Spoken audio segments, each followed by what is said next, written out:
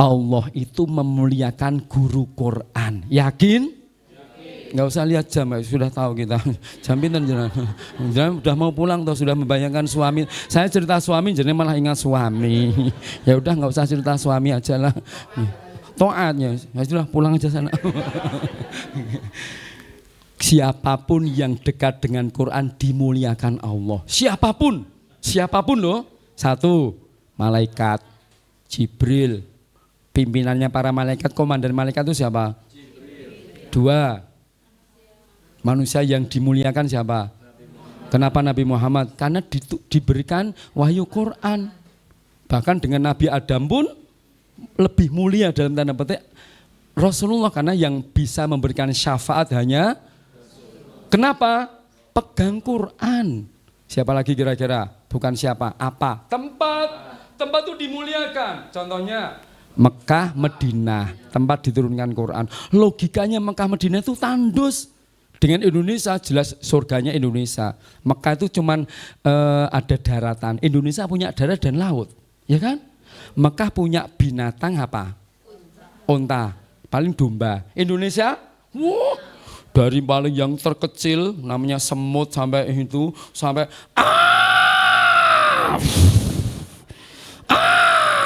suara apa? Suara Pak Wuntat. Maksud ini gajah. Oh ya jangan ngejek gitu loh. Masa kayak gini dikira gajah. Suara Pak Wuntat menirukan gajah. Bukan suara gajah ya kan. Kalau ini suara Pak Wuntat menirukan apa?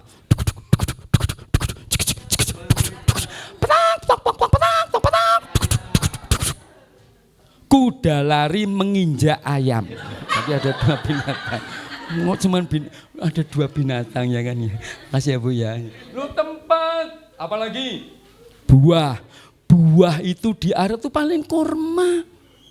Anggur cuman 2. Indonesia sebutkan nama buah dalam 2 detik. 10 buah dalam 2 detik.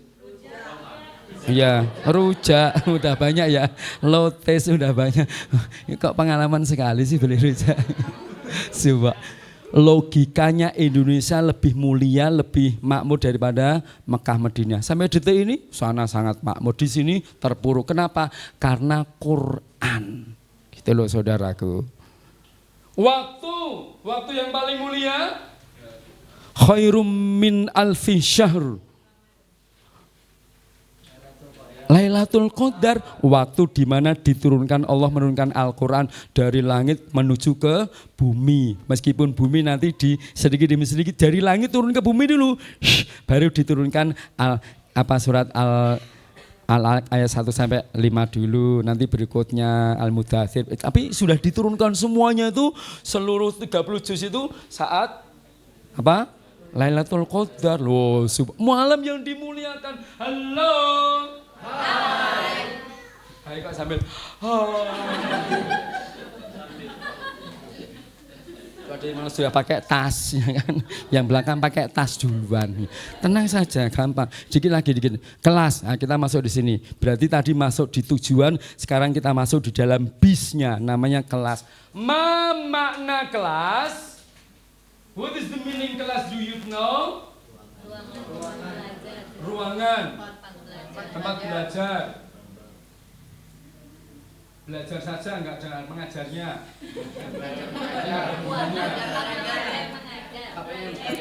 Kelas itu bukan soal ruangan, karena kelas itu bisa jadi di luar, pinggir bawah pohon yang rindang, pinggir sungai, enggak ada ruangan enggak apa-apa, yang penting ada sekelompok orang yang melakukan proses belajar mengajar untuk mencapai tujuan, entah tempatnya di ruangan, entah tempatnya di luar atau di mobil atau dimanapun. Kita bisa ngaji Quran, ya dek ngaji dek dalam mobil atau kereta ya kan, atau pesawat, itu kelas namanya. Wow, baik, nih kelas yang pertama saudaraku, lihat.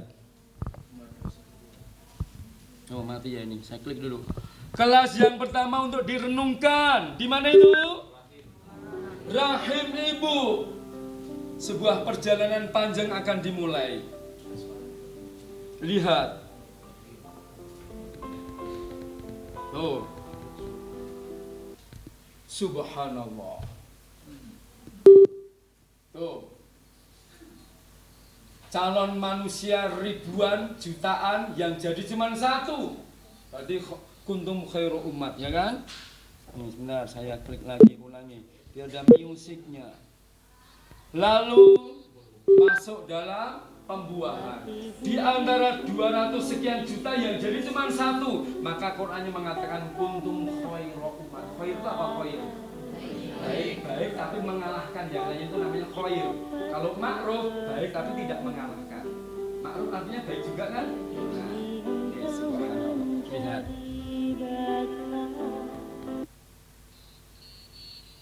Tuh, dia terus masuk dalam sebuah tempat. Subhanallah.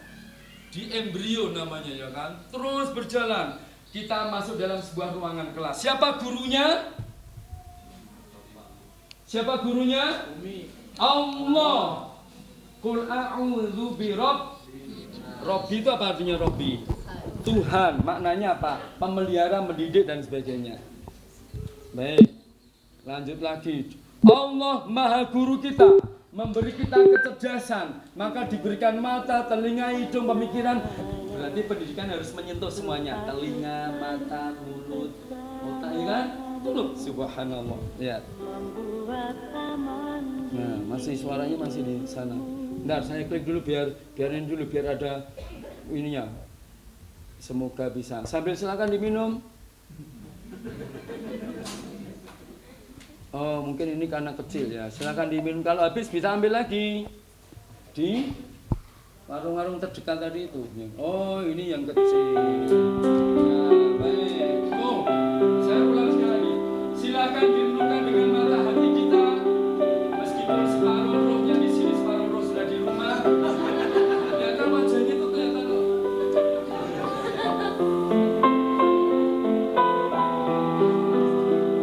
Ini lihat, ya. Sekolah kita, saudaraku.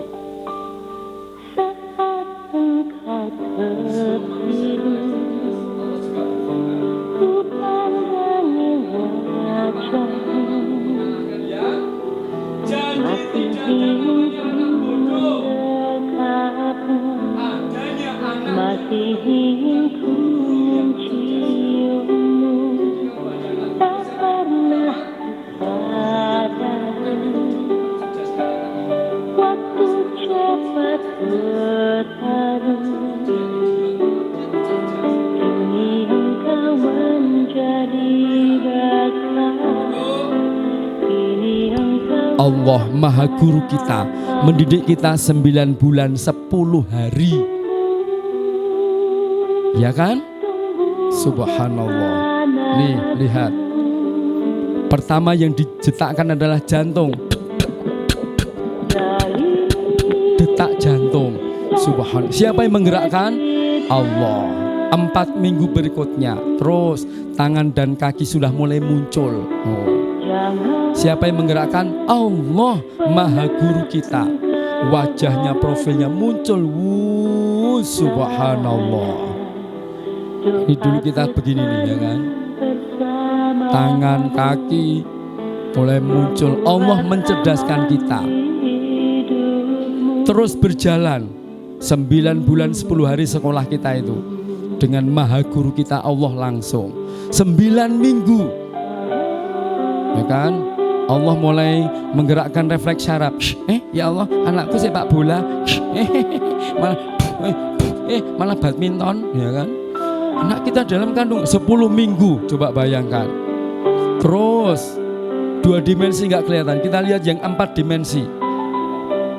Nah, tapi tolong jangan bayangkan ini Pak Untat, bukan, itu bukan saya itu. Itu bukan saya yang jelas. 11 minggu Allah Maha Guru kita mengajari kita nendang, untuk nendang dari Jogja sampai di Bandung. Berarti nendang itu melangkah, ya kan? Kita diajari 12 minggu terus berjalan. Kelamin terbentuk tapi nggak terlihat jelas. Nggak usah dipersoalkan, karena laki-laki dan perempuan itu beda kok, sama. Laki-laki perempuan kok sama, beda ya, beda. Sama-sama ciptaan Allah tapi beda, ya kan? Allah ngajari menggenggam. Siapa yang ngajari? Kenapa? Karena di bumi punya tugas menggenggam bumi dengan rahim, rohim dengan kasih sayang. Ibu terasa saat anaknya nendang. Ya Allah, ya Allah, ya Allah, kok keras sekali. Ternyata yang nendang anaknya mertua. Oh, bapak tuh yang nendang, tak kira anakku keras sekali tendangannya bapak itu. Oh, ya Allah. Terus subhanallah.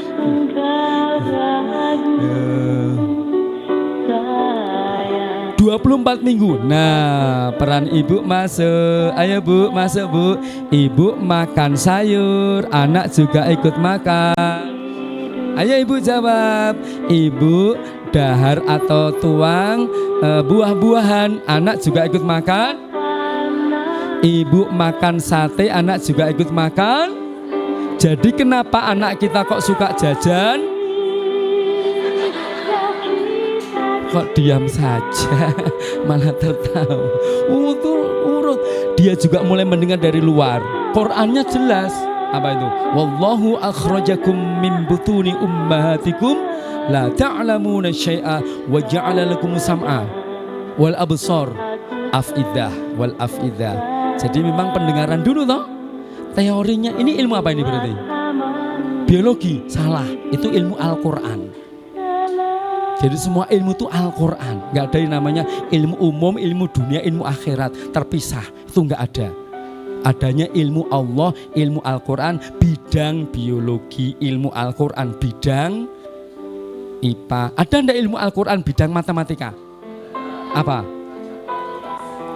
Yang sering kita ucapkan, la ilaha illallah itu matematika. La ilaha artinya tiada itu berarti nol, tidak ada. Allah, ilallah, Allah ada berapa? Kosongkan hatimu, tunduk patuh pada yang satu. Maka rumusnya 1 dibagi kosong. Kosongkan hatimu hanya untuk Allah. Maka jawabannya warazaqahu min haitsu la yahtasib. Tidak disangka-sangka. 1 dibagi kosong sama dengan tak terhingga. Kosongkan hatimu, apapun yang kau lakukan pasrahkan, ikuti aturan Allah, kau akan diberikan rezeki tak terhingga. Matematika la ilaha illallah, tepuk tangan dulu.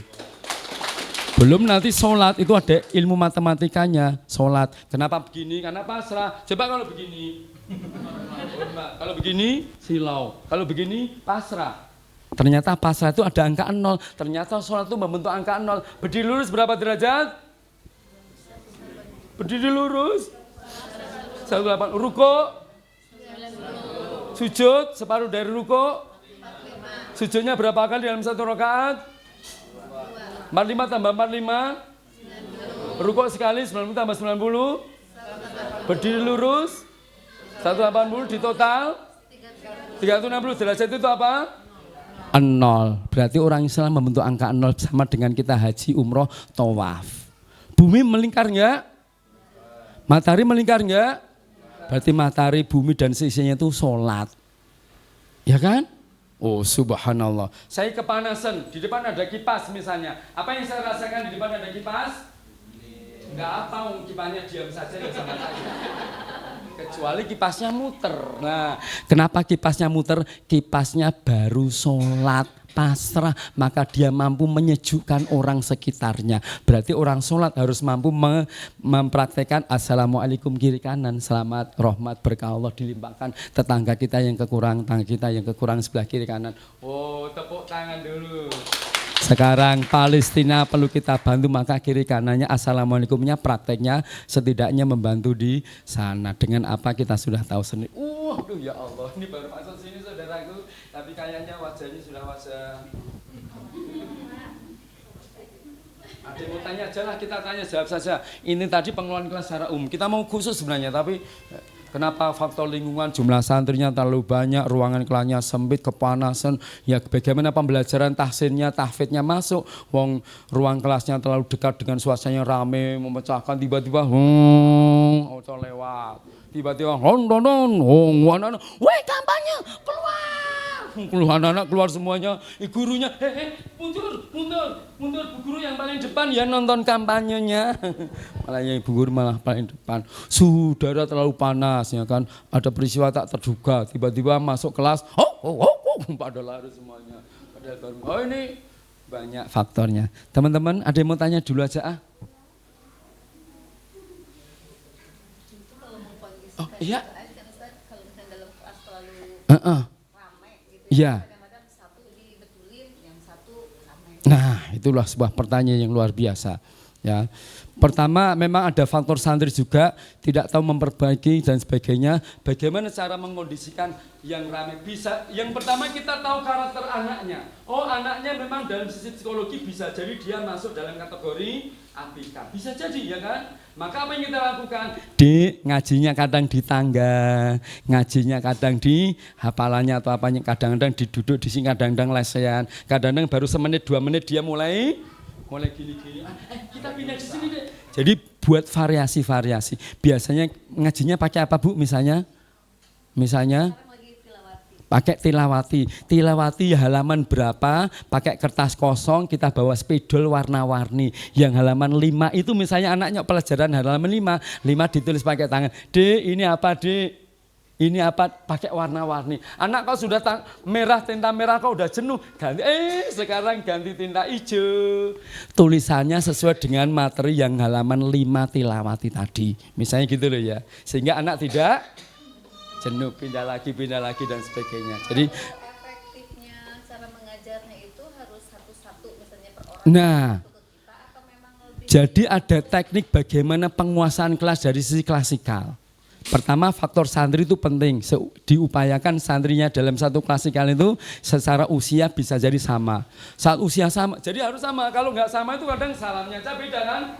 Jadi gimana Kak Imung tadi salamnya, anak TK dengan SD dengan SMP beda-beda toh. Maka setidaknya usia. Lalu kalau kemudian dipisahkan sesuai dengan pembacaan yang ngajinya, berarti monggo bisa jadi usia tinggi rendah. Tapi intinya kelas itu semakin homogen, semakin kecil perbedaannya, semakin bagus. Anaknya semakin rame ya, ajari lagu-lagu yang slow. Anaknya slow, dengan menyebut namamu ya Allah. Akhirnya anak mau mukul dengan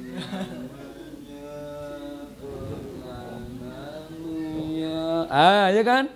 Anaknya yang agresif lantunkan lagu-lagu yang sesekali waktu slow sehingga dia meredamkan emosinya. Namanya icebreaker-nya ya kan. Kemudian bisa jadi anak yang slow ngantuan ajari.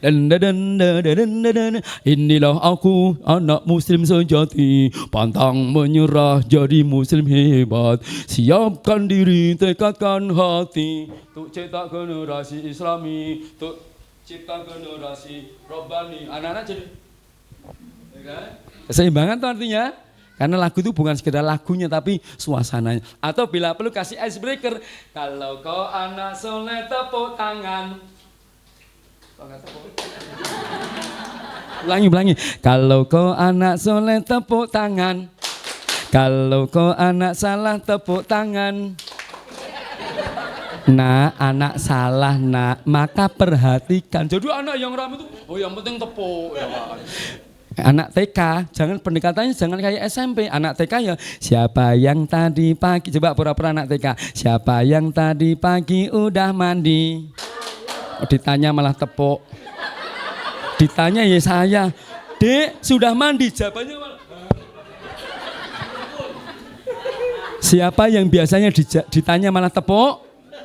Jawabannya ulangi, siapa yang tadi pagi udah mandi? Ayo semuanya ulangi dijawab. Siapa yang tadi mandi sendiri?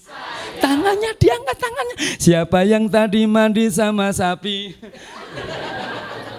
Biasanya anak, saya pokoknya saya. Masa mandi sama sapi? Oh iya ya beda ya. Mau nggak mau memperhatikan Ustadz kira-kira nanti ngomongnya apa gitu kan?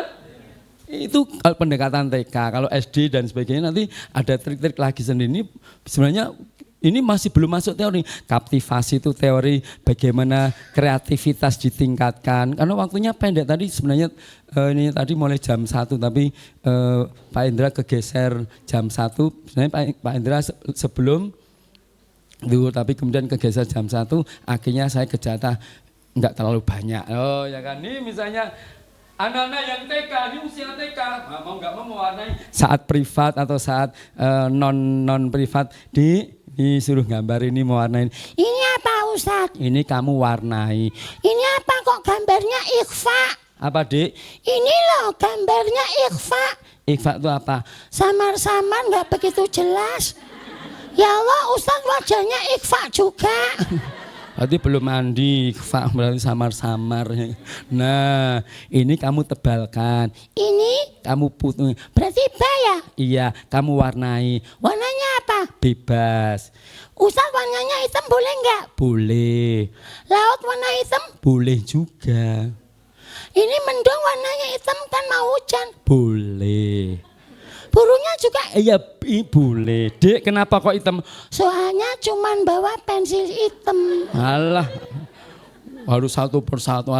Monggo nanti bisa akhirnya. Siapa yang bawa pensil, nggak bawa pensil warna, siapa membawa boleh lo pinjam meminjam biar ada solidaritasnya. Gitu loh ya kan. Sampai begitu nanti pengelolaan kelasnya tadi. Ini hurufnya saya buat begitu. Ini untuk anak yang usia TK, untuk SD nggak mungkin begitu. Dek, kamu gambar Dek. SD, Ustaz, aku bukan TK lagi. Aku TKI. Ya sini malah bilang TKW. ABCD sampai W. Nah, akhirnya saya buat begini. Sambil ngaji mungkin karena bisa jadi ada ngaji privat kan? Ada nggak ngaji privat? Nah, yang lainnya diberi tugas apa?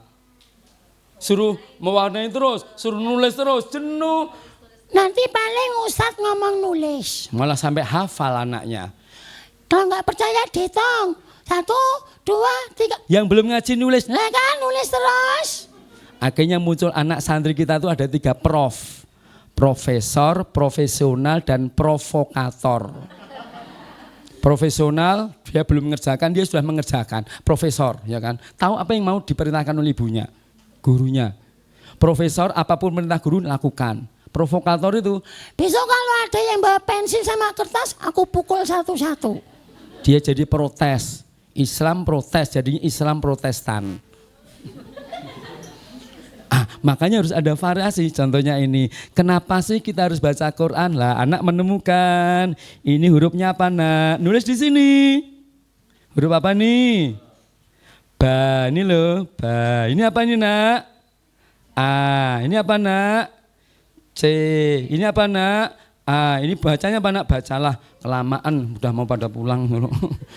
Jadi nanti nulis di sini, bacalah Al-Quran karena Al-Quran akan membimbingmu masuk surga. Man ja'alal Quran amamah qadahu ilal jannah. Oh, jadi anak menemukan hadis atau menemukan kata-kata mutiara sehingga anak merenungkan mau pulang kita bahas sebentar. Bisa jadi bahasanya dengan cerita. Adik-adik, malaikat Israfil meniup bunyi sangkakala.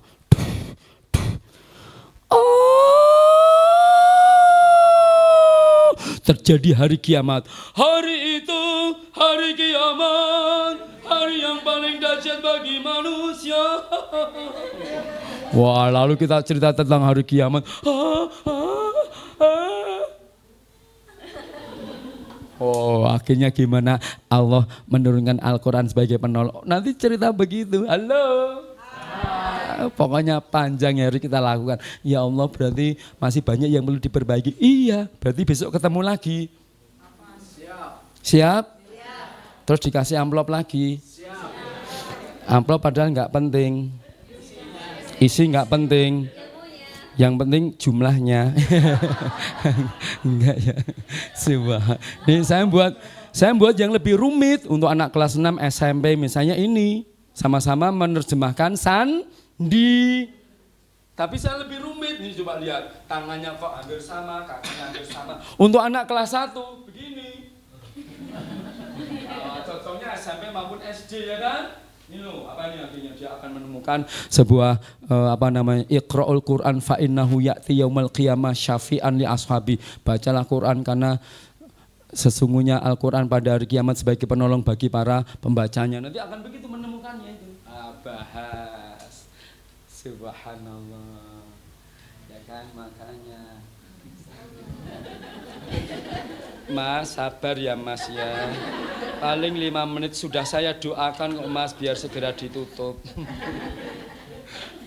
Baik.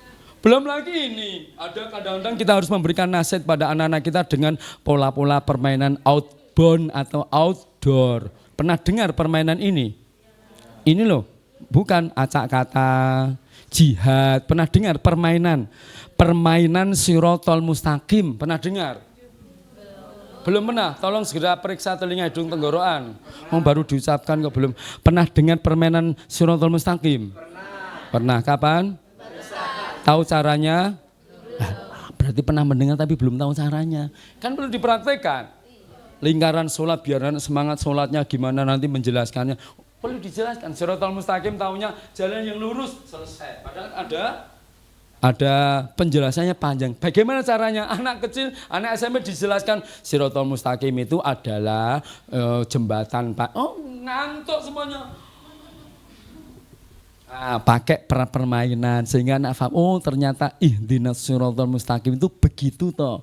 Kan perlu dipraktekkan. Ini malam ini sekarang kan nggak mungkin dipraktekkan. Padahal sudah saya siapkan, tapi tidak apa-apa. Suatu hari ini namanya kapanlagi.com.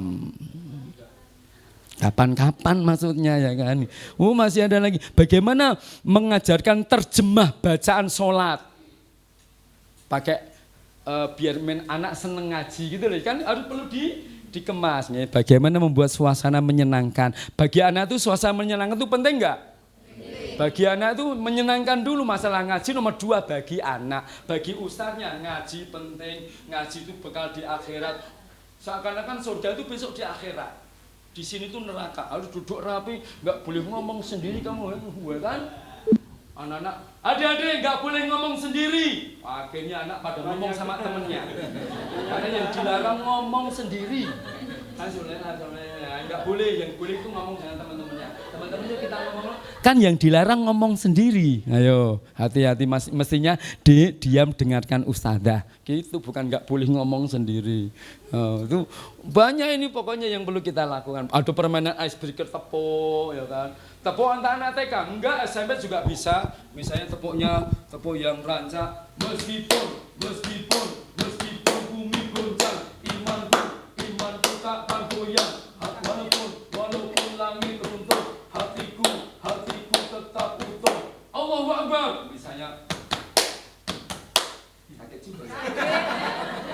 Nah kalau anak-anak TK enggak mungkin begini, cukup kalau kau anak soleh tepuk tangan. Sebaliknya SMP jangan kalau kau anak SMP tepuk saja udah banyak sekali, ada tepuk akidah, tepuk tanya jawab, tepuk Islamnya saya pameri dulu biar penasaran besok ketemu lagi. Kalau gini kan ngundang saya lagi tuh akhirnya. Biar kita juga jadi guru profesional. Ya Allah, jangan bilang saya, bilangnya ke sana. Teman-teman, bukan soal itu ya, tapi soal bagaimana bersama-sama kita jihad kita itu sekarang kita di komitmen tadi loh ya. Kreativitas kita namanya jihad kita itu mengelola bagaimana. Dulu kita juga tepuk anak soleh itu yang menciptakan tim kami SPA tahun 93. Itu namanya Kak Adi Kitana, Setiawati Purwanto namanya Kak Adi Kitana. Itu tepuk-tepuk ini cukup banyak. Kenapa? Karena kita punya ini anaknya kalau dijelaskan kok rame sana rame sini larisan. Ini gimana sih diajarin tepuk loh? Kok diam ya? Awalnya cuma tepuk 1, tepuk pramuka. Biasanya kan tepuknya kan pramuka kan? Nah, semuanya itu aja. Lama-lama kok pramuka terus jenuh. Lama-lama dibuatlah tepuk anak sebelah. Buat lagi tepuk yang lain, buat lagi tepuk. Tepuk kok berdua, ada tepuk yang berdua. Tepuk berdua di gini contohnya. Tepuk kanan, tepuk kiri, tepuk bersama pundak kaki. Tepuk kanan, tepuk kiri, tepuk bersama pundak kaki. Tepuk enang, tepuk Enggak bukan, enggak.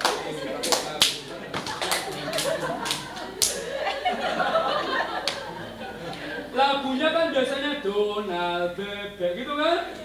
Ganti variasi. Allah Maha melihat semua perilakumu. Allah Maha mendengar semua perkataanmu. Ayo kita waspada, jangan berbuat dosa.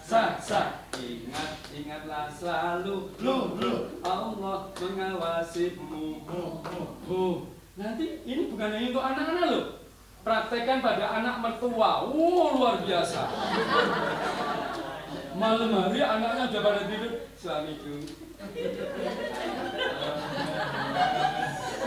Itu yang cepat membuat punya banyak.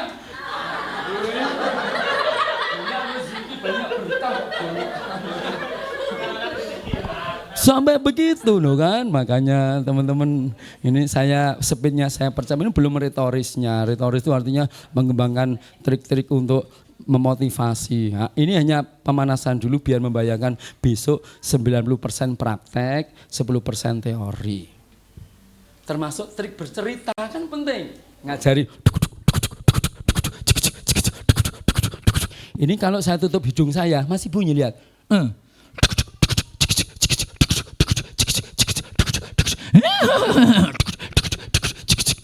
Kalau di film lambatkan gini.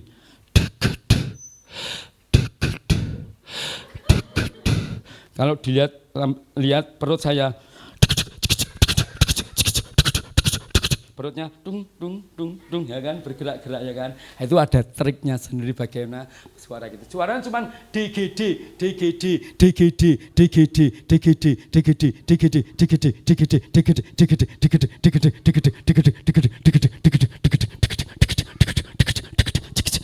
Suara kudanya.